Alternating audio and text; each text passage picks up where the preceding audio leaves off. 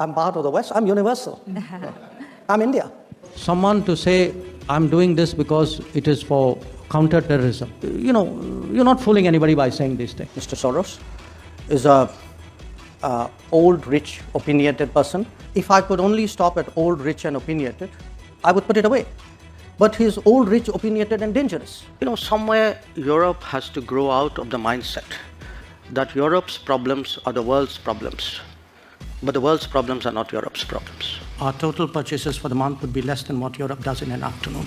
I don't think we're sitting on the fence. Just because I don't agree with you doesn't make me sitting on the fence. It means I'm sitting on my ground. I'm entitled to have my own side. I'm entitled to weigh my own interests, make my own choices. You're asking the wrong minister when you say, how long will we do this? Because it is the ministers of Pakistan who will tell you how long Pakistan intends to practice terrorism. If you have snakes in your backyard, you can't expect them to bite only your neighbors.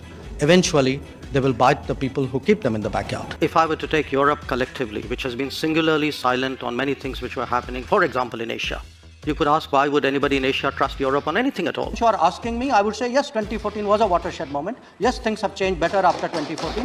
Yes, our foreign policy has become more dynamic, more effective, more prominent after 2014. Mr. Modi was very famous and very demanding. So how do you deal with that? I'm so glad you chose that understated word, demanding.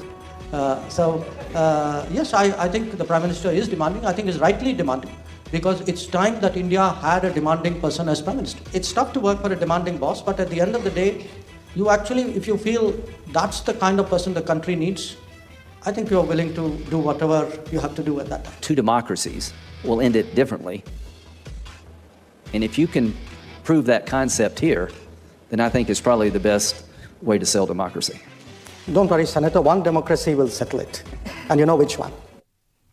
Lindsey Graham.